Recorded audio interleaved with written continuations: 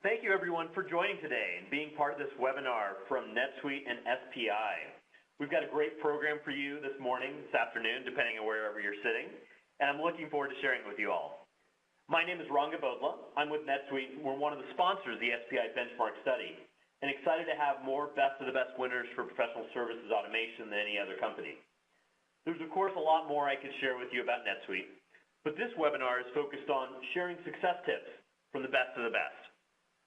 Joining us today are Jeannie Urich and Ken Ewell from Aspect Software. We at NetSuite are fortunate to be working with both of them, and with that, let me go ahead and introduce them and get into the meat of the presentation. So Jeannie Urich is the Managing Director of SPI, or Service Performance Insight, which is a management consultant specializing in improvement and transformation for project and service-oriented organizations. She's been a corporate officer and leader of the worldwide services organizations of 3 publicly traded software companies, Vignette, Blue Martini, and Clarify, and she was responsible for leading the growth of their professional services, education, account management, and alliances organizations. She's the co-author of the groundbreaking Professional Service Maturity Model benchmark, which is used by over 15,000 project and service-oriented organizations to diagnose and improve their performance. We've been fortunate to work with Jeannie over the years and happy to have her here on the phone. Hi, Jeannie. Ken Ewell is the SVP of Worldwide Professional Services at Aspect Software.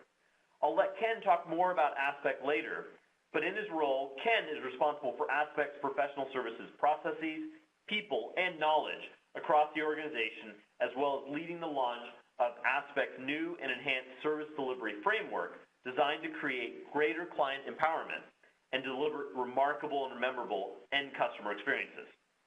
Ken began his career in operations and marketing at Bell Atlantic and has advised communications clients for the past 18 years as a partner at IBM and Waterstone Management Group, as well as stints at Deloitte and Gemini Consulting.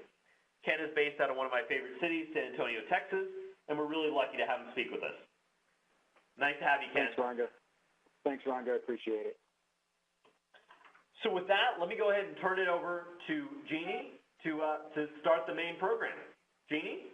Well, thanks, Ranga, and hello, everyone. This is one of my favorite times of the year for 2 big reasons. The first one is that we just published the 10th annual 2017 Professional Services Maturity Benchmark, which means that this is signed, sealed, and delivered and was just published Tuesday. So this is hot off the presses, and this, I must say, is our biggest and best report yet. So we're thrilled with the audience attendance today. We're also thrilled with NetSuite's sponsoring of this very important research. NetSuite has been foundational in helping us and helping the entire professional services community thrive through enhancing productivity and profit with the use of their tools. So let me get into this. This is going to be a very, very interesting conversation today. We've done some very custom research for this presentation to juxtapose the trends by industry segment. So I'm going to be sharing with you not only the overall 10th anniversary Professional Service Maturity Benchmark results, but I'm going to be taking a deeper dive into 4 major market segments. We're going to look at IT consulting, management consulting, as compared to embedded software and embedded SaaS professional service organizations. I think that the statistics will show you the very different business models that these segments of the professional service industry are using. And it has ramifications for all of you if you're contemplating the move to the cloud or if you're contemplating adding management consulting or business process consulting to your portfolio mix. The other thing that I'm going to share with you today is that Ken has been extremely generous to allow us to show glimpses of his own scorecard. His firm, Aspect Software, is one of this year's best of the best. This is the illustrious group of the top 5% of benchmark participants that have superlative scores across all aspects of how they run their service organizations, from leadership to client relationships, talent, service execution, and finance and operations.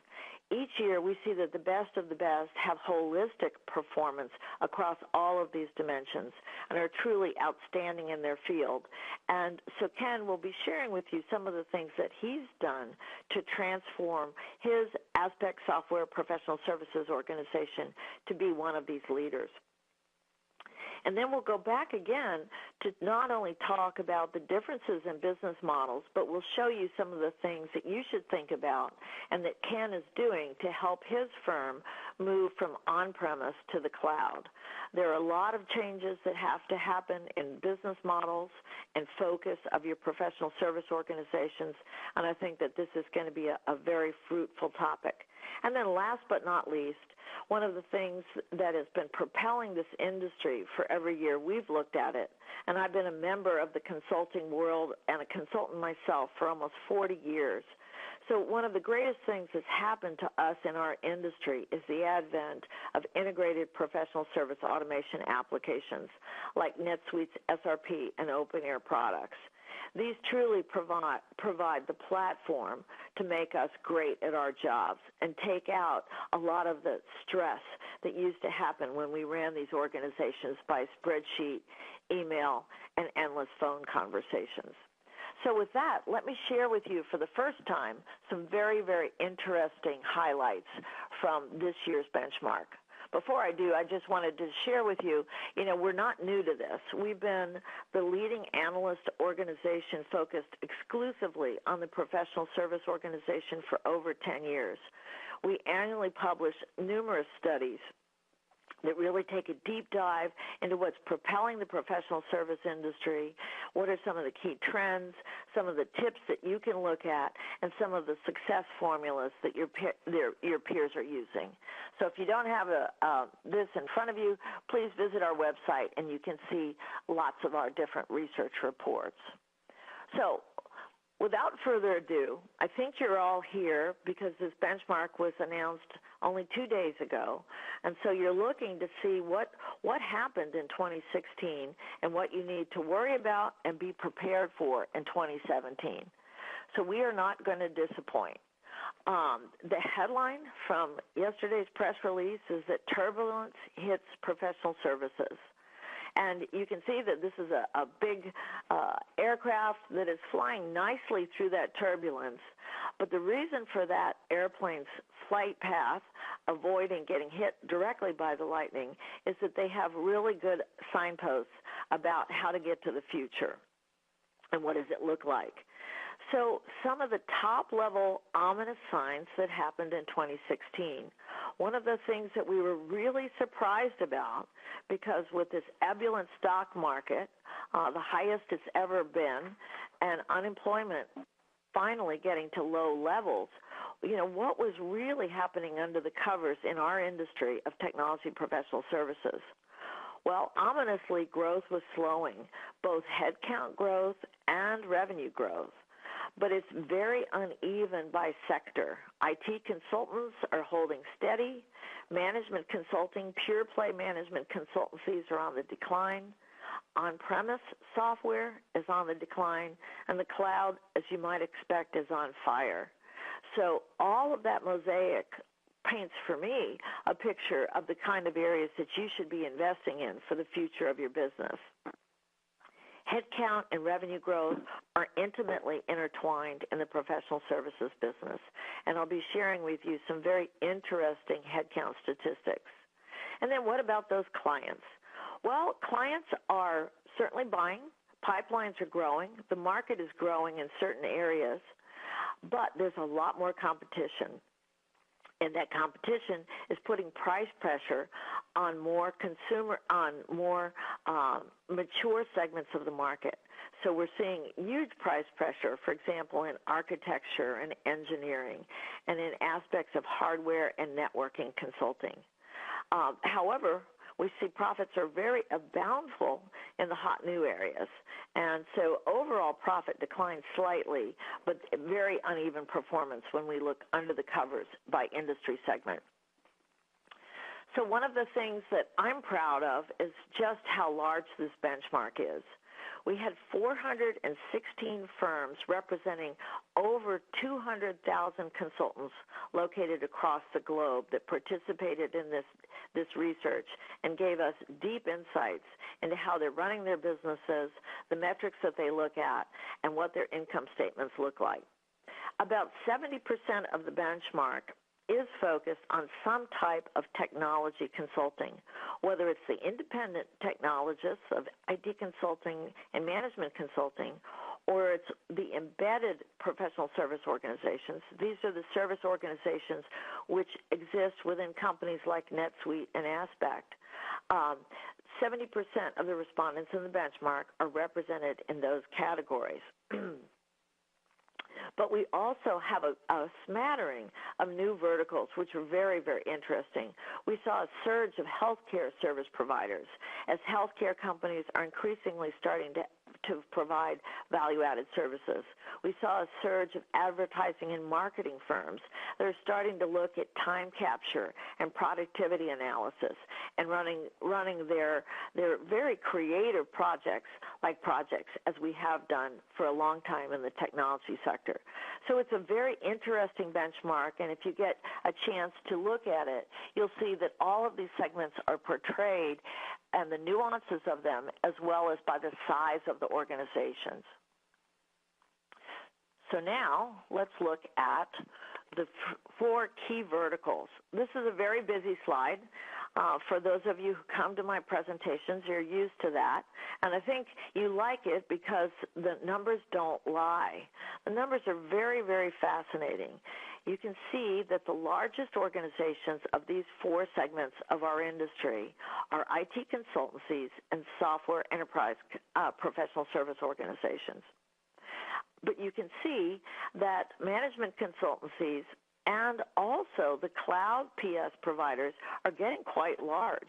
You know, a couple of years ago, if you were running cloud PS within a software company, you know, you may have had 10, 15, 20 consultants, but many of these organizations now have thousands of consultants. And what is happening? Well, all of the growth is happening in IT consulting and cloud. And you'll see year on year that the growth is dramatically slowing in enterprise software and in management consulting.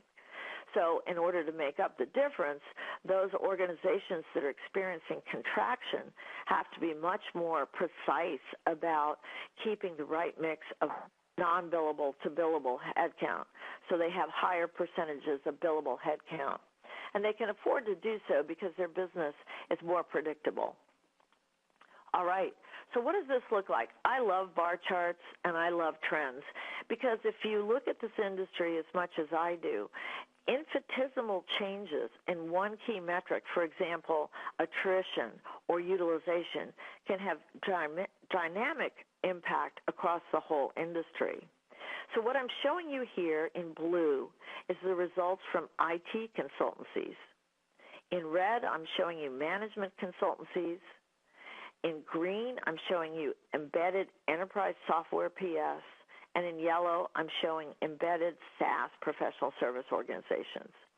Well, right off the top, you can see that all of the bar charts are tending down over the last 3 years. Not good. So growth is slowing, both headcount growth and revenue growth. Of course, they're intertwined. If you don't have enough consultants for growth, you're not going to achieve growth.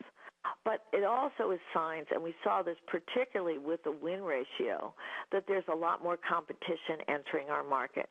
This is a hot place to be, and others are getting wind of it because our industry has grown at greater than 10% year on year for decades. So, you know, this is a $4 trillion business with lots of new entrants, but also we're starting to see the first signs of consolidation. The other thing that we're starting to see is the impact of the talent shortages that our industry has experienced for years. There simply are not enough qualified consultants to fill these lucrative roles that have the analytic, science, technology, engineering, and math skills to do this type of work. And, of course, there's a lot of buzz in the industry about what some of the changes in H-1B status and non-resident workers are going to do to our industry. So This chart switches the track, and it looks at what is happening under the cover of these companies. Many years ago, we started asking companies what percentage of their total professional service revenue comes from new logo clients versus existing clients. In other words, how much of their revenue is from their installed base versus how much is market expansion revenue. Well, we like to see a number of about 30%, which is the line of demarcation. 30% means that you're expanding your market share and or expanding your market if you're one of these service providers. So you can see that all of the market expansion is happening in software and SaaS. But IT consultancies and management consultancies are holding their own, but they are still having to go back to the well with their installed base for a lot of their revenue. Now, what's the flip side of new logo client growth? Well, this is incredibly fascinating. New logo clients come about as a result of sales and marketing expenditures. This is why you see the hot growth cloud companies like a NetSuite or a Salesforce are spending over 50% of every dollar on sales and marketing. So there's a lot of money going out for cloud companies to have this land grab.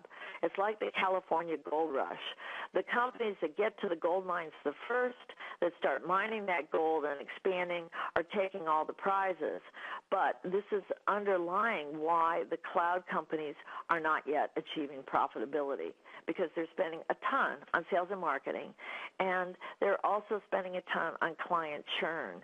So the name of the game is not only the land grab, but keeping these clients and making sure that they're wildly enthusiastic and adopting that platform and expanding it on their own without more and more sales and marketing dollars going into this. So I think this is very interesting, and this has ramifications for how PS behaves, because if you're moving into new market spaces, you have to be much more deliberate about your positioning, about your selling, about your marketing, and your service packaging, all of the front end of the customer life cycle to make sure that you're garnering those brand new clients. Well, that's great, but are they happy? Well, unfortunately, they're not. The management consulting clients, which are the most stable, are the happiest, but we're not seeing wildly referenceable clients across any sector. So we specifically ask, how many of your clients would be wildly referenceable? So this is not necessarily a CSAT metric, but it's talking about how many clients would refer their friends, would come back to you to buy more software, more service. And so these are the statistics. And as an industry, I would challenge us all to improve these. But one of the catalysts for lower levels of client referenceability is the technology itself. It's getting more and more complex. It's getting more and more robust. And increasingly, clients are having to deal with many, many, many different platforms. So as this industry shakes out, as we go lower down the technology adoption curve, you should see client satisfaction improve. But at the same time, the number of new logo clients will decline. This is one of my favorite slides, and the reason is, having been a consultant all of my life, the bane of consultants' existence is traveling to their clients and their work sites. You know, clearly, the 40-hour work week, if you're spending a lot of it on an airplane, is not a 40-hour work week by any stretch. And so one of the best things that has happened across the consulting world is the whole advent of virtual consulting delivery. This is really quite interesting because more and more work hours, particularly for companies that work with cloud PS, are being delivered virtually. And this means that these consultants not only don't have to travel to their client sites, but they can handle simultaneously many different client projects, and that mentoring and assistance for them is just a mouse click away. So this is really one of the good news stories about our industry, and it's one of the things that is really driving profitability and profit across professional services. So the challenge, of course, is how to combine high-touch, high-value consulting with virtual consulting delivery. And this is some of the things that the best of the best are dealing with all the time. by making sure that their communications are clear, by providing more and more insights and self-service for their own clients. So these are very interesting and very positive trends across our industry. And finally, my last slide, now that I've picked your curiosity about the industry, is show me the money. Well, the money's plentiful.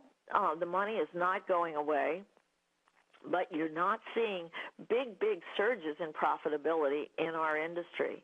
In fact, for the second year in a row, profit is down a little bit, just slightly. And this is certainly one of the hallmarks of slowing growth. But you can see the darlings of our industry in terms of the highest profit of all are the enterprise software professional services providers. In fact, they generated a whopping 23.9% contribution margin back to their companies.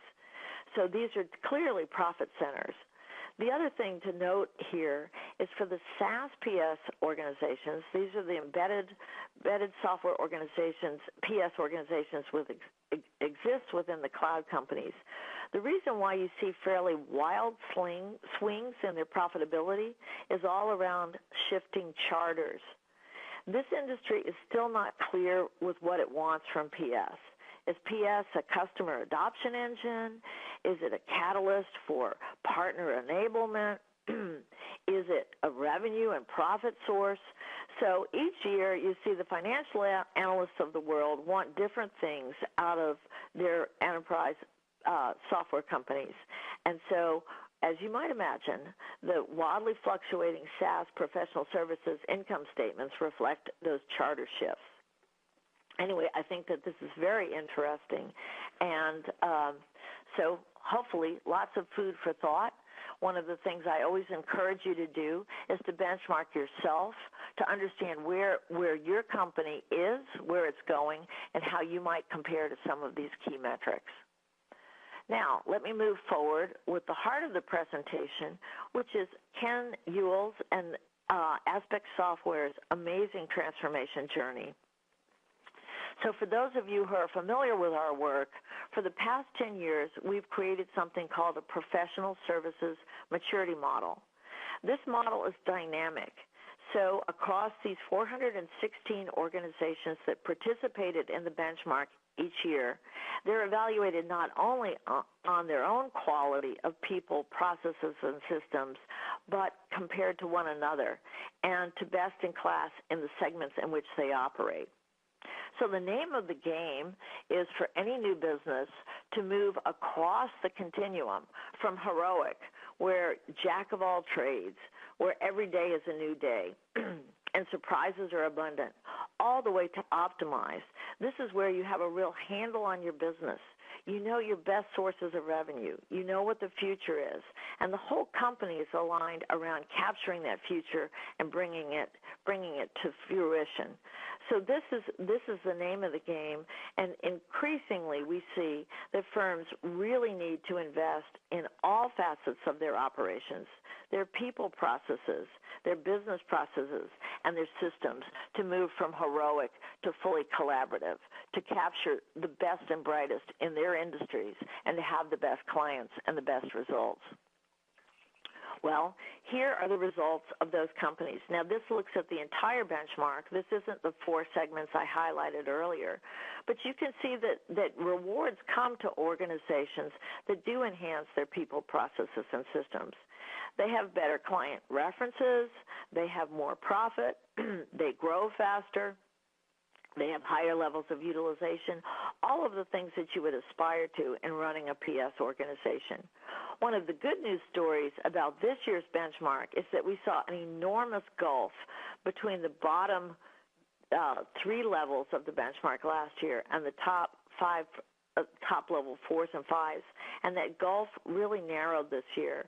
So it looks like now the 55%, or the level 1 through 3 performers, 228 firms in aggregate generated 7.8% net profit, whereas the top 20% generated 19.6% profit. So it shows that this industry has been good for all in the year of 2016. now let me just quickly, there we go. So this just is graphically showing you how you can enhance your own maturity and your own results. But I'd now like to share what Ken is going to cover with you. This is Service Performance Insights scorecarding process. We've helped hundreds of companies over the past 10 years with a scorecard assessment. And we use both quantitative and qualitative techniques to help organizations understand how aligned they are and how clear they are in their direction and strategy. Do they have the systems and people and processes to support that strategy? And how do they compare to their peer organizations? This is a very interesting consulting project, and it usually lays the foundation for a transformation because it helps everyone get on the same page with qualitative and quantitative insights into exactly how the organization is performing. And it also surfaces the priority improvement areas, the real areas that will have a dramatic impact on improving performance going forward. So Ken has been incredibly generous in sharing with us his scorecard. So, Ken, congratulations on being one of this year's best of the best. And just maybe you could quickly say a little bit about this process and your journey. Sure. Thank you, Jeannie. The thing that's probably most important to say for every bit of the comments that I will make is that I'm lucky enough to represent a group of people that are really dedicated to improvement in our professional services performance. And you might have caught it in Ranga's introduction, but I actually came from a management consulting background, and I was a consultant to Aspect before I joined as the leader of professional services. And so I was able to join with a pretty clear view of where we needed to go and what we wanted to do. And we've got a team of people that has been really committed to making change across the entire framework in order to realize that. And so, we are on a transformation journey. We're not complete by any stretch of the imagination, but we're really enthusiastic about some of the changes that we've been able to make. And I thought I'd just maybe take you through a few of those today. And so, Jeannie, you might want to make some comments on what's on this overall page, and then I can talk a little bit about Aspect results as it relates to the total benchmark. Sure. We're just sharing with you a glimpse of a 100-page scorecard that has been prepared for Aspect, but we're comparing Aspect to their peer organizations, which were 52 enterprise software companies.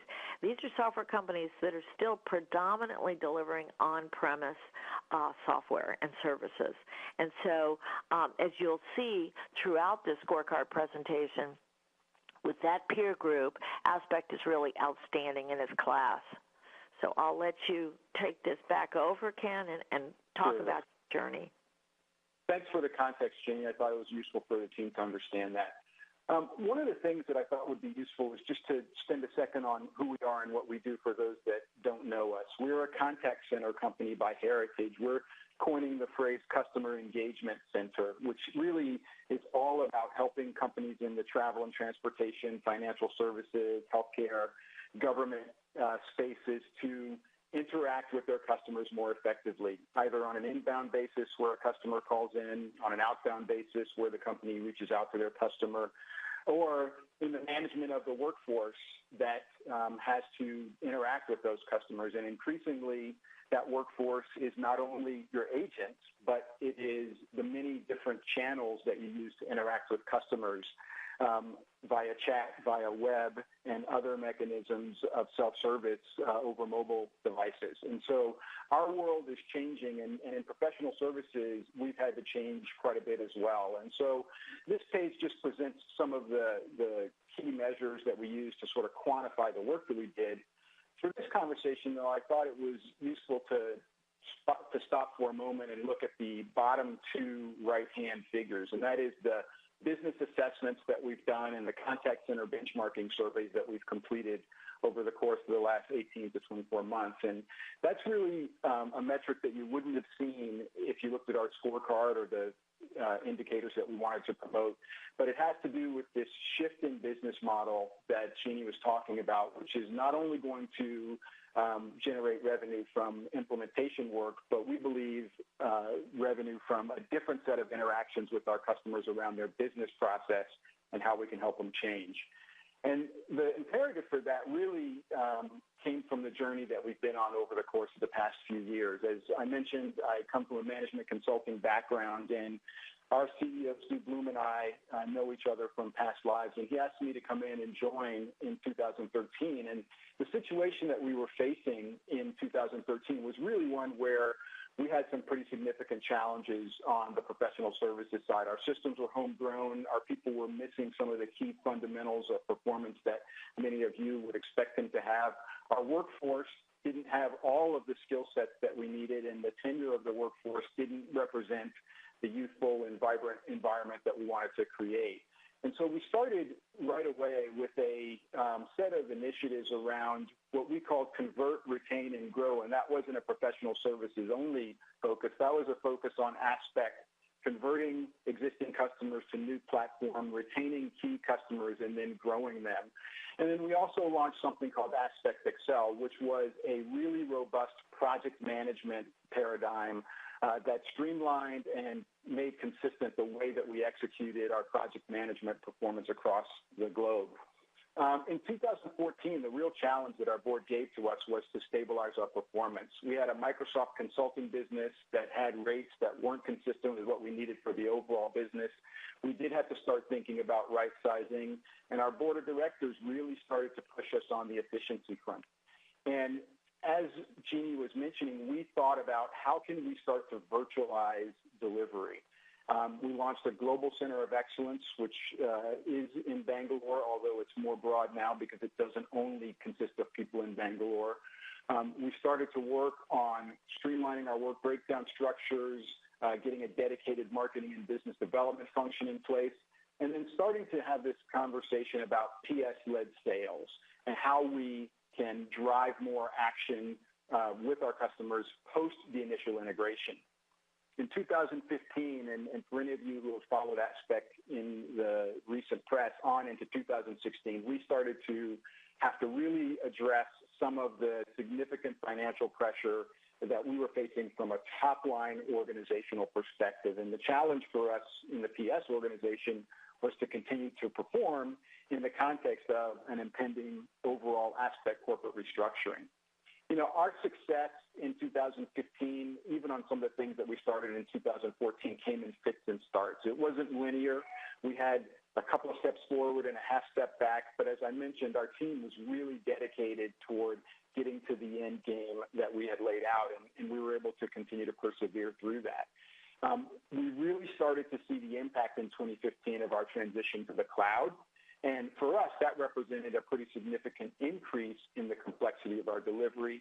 And at the same time as all of those things were happening, I pushed for us to really focus more on employee satisfaction. And so as we look at some of the things that we did, I actually did bring in some new leadership, and I think we all are familiar with sometimes the breath of fresh air that's needed. We also began a systems refresh and a revamp of our delivery methodology. And we saw some of our customer sat measures and the emphasis on them increase pretty significantly. And then the benchmark that we've talked about to date is around 2016, and we were able to maintain that momentum in 2016. For us, the cloud actually overtook our on-prem software revenue, and we're starting to see more and more of our new business come from the cloud. We had a financial restructuring that we went through as a company, a PSA tool upgrade that we were able to successfully accomplish, and some staff that moved on. And we really point to most of our success in 2016 around the completion of our delivery methodology revamp. It reduced our free work significantly, made us much more efficient, enabled us to use the global delivery framework that we had built, and changed the game with respect to CSAT. We also did complete our launch of the NetSuite PS solution, which was great in terms of visibility. And our new leadership began to really hit its stride. So, just a little bit of the journey that we went on. The last thing that I wanted to share around the journey is that we actually restructured the way that we described our professional services capabilities. If you looked at us in 2014, our practice areas would have been described by the names of our products. And over the course of time, we've changed those to structure ourselves around practice areas that make sense to customers because they solve specific business problems that customers have. And this is really resonating with our customers as we start to think about the evolution in our business and the evolution in their business and how those two things sync together. Jeannie asked me to spend just a few minutes on some of the pillars in the Service Performance Insight benchmarking study and how those played out for Aspect. And so maybe we'll do a little tag teaming on a couple of those. The first is client relationships. And I'll say right off the bat that this is an area where, as Jeannie mentioned, we all have a need for improvement. Certainly, as you can see for us, we need to ramp up our percentage of referenceable customers. But I'm very enthusiastic about the movement that we've been able to make in client relationships, particularly around our pipeline development, our bid-to-win ratio, and then the effectiveness of our solution development. And we made a pretty significant investment in solution architecture and solution development up front to try to manage pre-work in the background or at the back end of the engagement. And we believe that's a critical component of some of the performance improvement that we've gotten because we just haven't had to do the rework and we just haven't had to revisit assumptions that we made up front.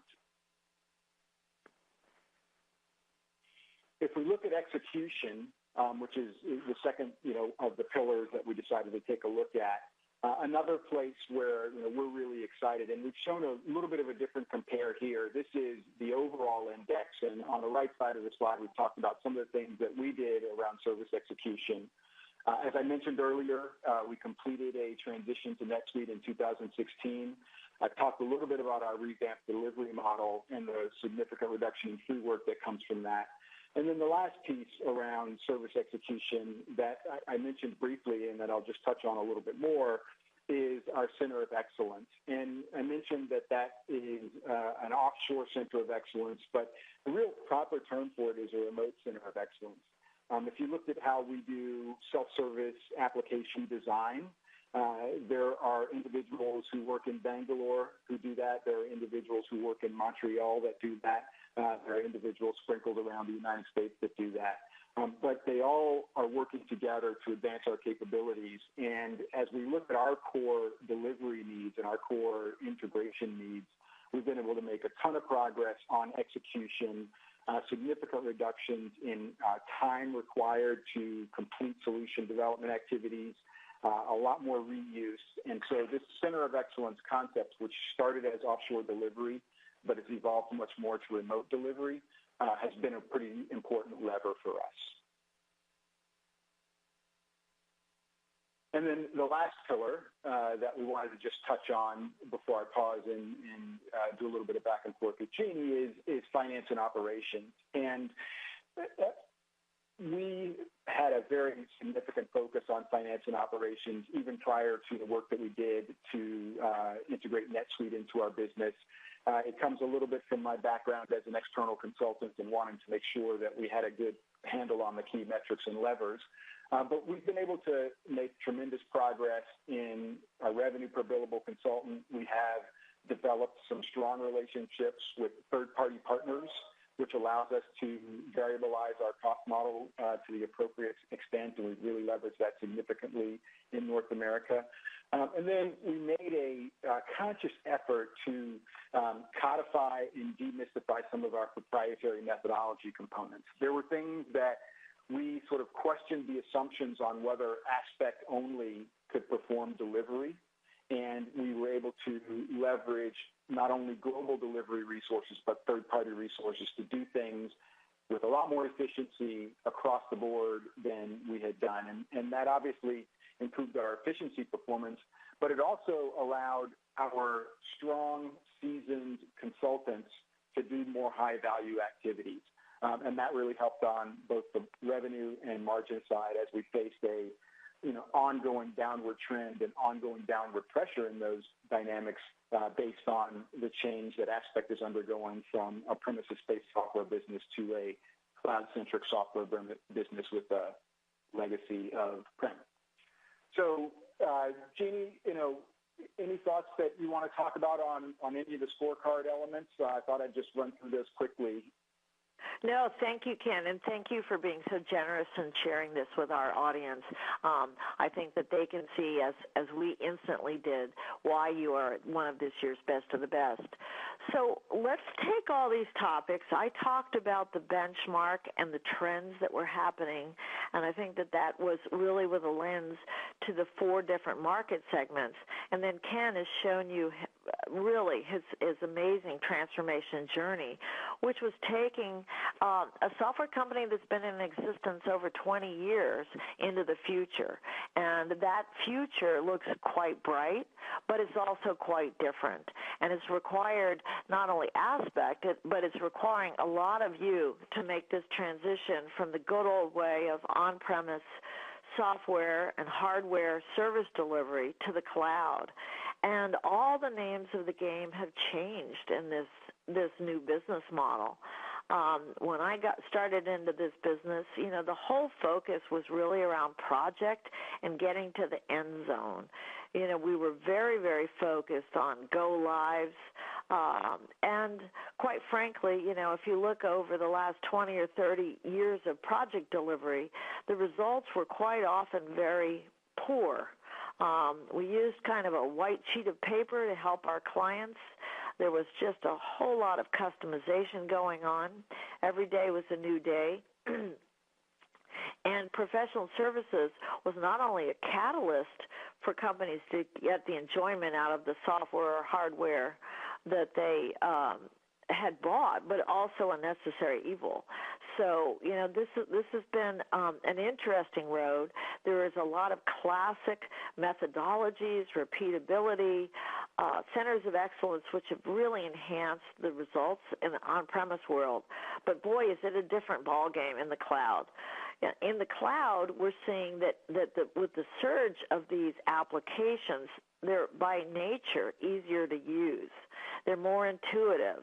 They're more graphical. They have more out-of-the-box reporting. And so increasingly the role of PS is to help clients map their own business processes, their own systems, their own legacy data into these very powerful new cloud paradigms. And so there's actually a lot of change management going on in these type of service engagements.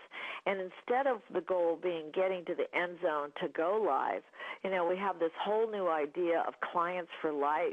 And the charter for embedded PS within software companies is around customer adoption. So they're looking at metrics now, just not for go lives or time to implement, but how much of that software is being used. How deeply are clients embedding this into their business processes? What are the opportunities for more upsell and recurring revenue? Because in this new world paradigm of subscription-based pricing, the goods are only delivered on a day-by-day, month-by-month basis as long as the clients keep using the products. So, Ken, this is at a very high level what we're seeing, but maybe you can take us through what you're experiencing. Sure. We are very much in transition, Jeannie, in the way that you described. Just for perspective, we recently have crossed the threshold where we're starting to see more of our bookings coming from our cloud solutions than from our prem solutions. And we expect that trend to continue because it's a corporate business strategy that we're undertaking. We've got a pure cloud solution that we've had deployed in the market for 3 years plus now. We have a hosted model for all of our premises-based products, so we have the ability to provide some of the cloud economics for our traditionally prem-based products as an alternative deployment method. And we have recently gone GA with a new concept of a customer engagement center, which is a pure cloud solution developed by Aspect, which is going to combine and pre-integrate our inbound, outbound self-service and workforce optimization capabilities into a single dashboard. So we are very much transitioning to the cloud, and we're experiencing on the professional services side the dynamics of that. And in fact, we live in both worlds. And so, there's some things that are, a little bit more of a challenge than we expected. The customer adoption and pace of transition has been faster and deeper than we expected. I'd love to say we were totally visionary, but customers really dragged us here. And so, the pace of transition and therefore the speed with which I've had to evolve my team and Aspect's capabilities has been greater than expected. And we've seen that the attach rates have fallen off more than we forecast, and we're recovering. And part of that is due to a little bit of maturity around the fact that there still are services needed, and a maturity around how we can be relevant in that adoption-oriented paradigm that Jeannie was talking about. When you say attach rates, is this your Aspect Classic attach rate where you're attaching PS to a license sale? How are you differentiating attach rates? Well, so I think of attach rate, Jeannie, in the form of dollars to a revenue construct on the product side. And so, we are seeing that those implementation attach rates are lower than our attach rate to a premises-based sale. And what we're trying to do is to make sure that we find other ways to generate revenue, often post that initial sale, so it wouldn't technically be in the initial attach calculation, but it certainly would be in the revenue calculation that we had with a customer over time. Great. Thank you. Sure. It's a big change for us, right? Because as you said, it used to be just getting to go live. And if we only got to go live and looked at the revenue construct associated with that, we'd be facing a significant decline in terms of our overall relationship with the customer. So we do have to add additional ways to drive value.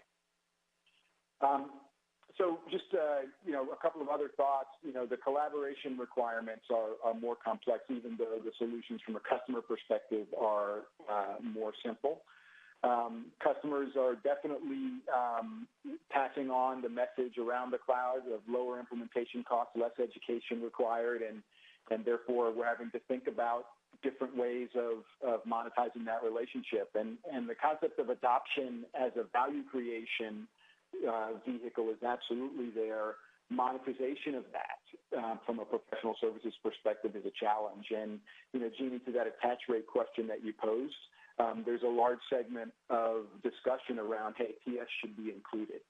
And so, those are all realities that we'll continue to evolve through. I don't believe we're unique in that, but those are certainly some of the things that we've seen on the challenge side. I always like to look at both sides. There are a few things that are going on better than planned as we make this transition. First off, there were verticals that people said would never look at cloud solutions, and financial services is kind of the poster child. And we're seeing things that are counter to that, and that, cloud solutions are extending into verticals that we thought would be slower to adopt by a pretty significant factor. And we're having real conversations with customers, which allows us to use some of our historic expertise because we've been strong with customers in some of those key verticals. Irrespective of the fact that the solution is a cloud-based solution, process change is still a big driver. And so as we think about how to create value from a professional services perspective, having relevance around process change is becoming more and more of a factor for us, as are architecture skills. And so as we made that transition that I talked about earlier, where we did more of the delivery through a global framework, allowing our stronger resources to focus more on architecture, that has really played well for us as we've started to have these discussions of architecture in the cloud world. And then, we've been able to manage some of the accounting issues that are certainly in the mix around cloud. We haven't had a tremendous amount of requests to, defer payment and to have payment occur as the product revenue is arriving. So we'll keep our fingers crossed on that, and we've got some things that we're doing to try to make sure that we manage that process. So just a few thoughts, Jeannie, on some of the specifics that Aspect has gone through as we're in the process that you described. Well, I think it's really interesting. You know, one of the questions I'm asked all the time, Ken, is what about your workforce? Do you have two different workforces? What about your org structure? Do you have an Aspect Classic and then an Aspect Cloud? Those are big, weighty topics that organizations are trying to wrestle with. Sure, in both cases, we've began separate and moved toward integration because both from the workforce and organizational standpoint, in order to get up and running, we did need resources with specific skill sets and specific organizational focus to get over the hump. And now we're at a point where we're starting to operate much more as a single services organization. But we incubated them in multiple, both workforce and organizational constructs. And there are so many topics. I mean, I would love to get into your methodologies, your repeatability, your packaging, but time won't allow that today. I think maybe, Ranga, that's another topic which we could really explore because across all 5 service performance pillars, there's change that happens as an organization moves from a classic on-premise orientation to the cloud. So, Ken, this is fascinating. We have just a few minutes left, so maybe what I will do is quickly go through one of the key reasons why we're here and the catalysts for performance improvement in our industry, and then close so people can get back to their own days and start internalizing all the information we've shared and what they're going to do with it. So thank you, Ken. This has been awesome. All right. So just the last couple of slides, I think we've talked about a lot of change and trends in our industry. And as a longtime researcher, analyst, and consultant myself, there are 2 overarching things that I think have really beneficially impacted this industry as a whole. We talked about virtual consulting delivery. In this year's benchmark, 30% of the workforce now works from home. Who could have ever imagined that home alone phenomenon would now be the new way to work? And another 10% of our global workforce is offshore or nearshore. So certainly virtual consulting delivery has been a huge catalyst for productivity improvement. But the other key catalyst has been systems themselves that NetSuite and others have created for our industry. 20 years ago, 10 years ago, to run this type of time-intense, labor-intense business, we were having to cobble together manufacturing-oriented ERP applications, and most of the business was being done by spreadsheets, SneakerNet, emails, and endless meetings. And today, this has all changed. Even the smallest organizations have at their fingertips the ways to make themselves productive and profitable from the get-go. And that's this whole new wave of cloud applications.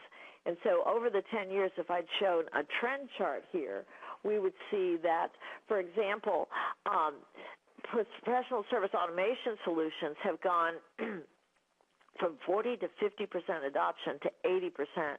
So 80% of the 416 firms in our study now are using dynamic PSA applications. Even more are using CRM applications and ERP applications. And now the name of the game is all around integration, not only getting those applications, but making sure that sales and service are connected, and that sales and service are connected in finance in a meaningful way with really actionable reports, dashboards, alerts, to make sure that all elements of this people-based business are working together. And so, once again, one of my favorite charts is, so who cares? Well, I care, because if this industry gets better and more productive and more profitable, it means that our industry will be more vibrant, we'll have more investment for the future and all of the exciting things that the future will hold. And certainly PSA is foundational to any organization running a professional service organization today. Ken has talked to you about his use of NetSuite, and here are the statistics. The organizations who are now increasingly few, who have no PSA at all, have very lackluster growth. They have way more employees spent in non-billable administration overhead roles.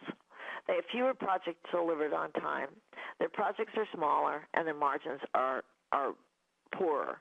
So what's not to love? I mean, look at the catalyst and the impact of implementing a standalone PSA application, and then look at the performance gains that you go from a standalone PSA application to one that's integrated with CRM and ERP. So you really get a surround sound view of your entire organization. So with that, this has, for me, been a very interesting presentation. I cannot thank Ken enough. I don't think that we have any time for questions. So, Ranga, I will turn this back over to you to wrap it up. And if you'd like to ask a question or two, fine. Otherwise, I think we'll let people get on with their day. Jeannie, I really appreciate it, and it was very interesting. And Ken, especially, what's happening over at Aspect. It's really interesting to hear how things have gone and really the transformation that you've been a key part of, and I really appreciate you sharing your particular story. It really brought it to life and really kind of showcased the numbers in a very tangible way. I don't think, unfortunately, we have enough time for Q&A today, Jeannie, but what I can tell you is that we will, of course, follow up. There were a number of questions that did come through, and we'll follow up with you directly and make sure that we get those questions answered. Of course, this presentation was recorded, so if you do want to watch it again, we will make available to you a archive of the broadcast, so you can watch that again. But specifically, I do want to give Ken and Jeannie again a vote of thanks for all the hard work on this. And for all your insights. It was really great, very insightful for myself, and hopefully for all of those that were able to join. If you do want more details on the PS Maturity Benchmark, Jeannie's got the slide up there in terms of going to SPI Research and getting access to that. And of course, we'll be in touch with you more directly to talk through this. If you do have any questions, please feel free to follow up. And we'll be in touch soon. So thanks again, everyone, for making time today, for joining, and we'll speak with you in the future. Thank you so much. Bye, everybody.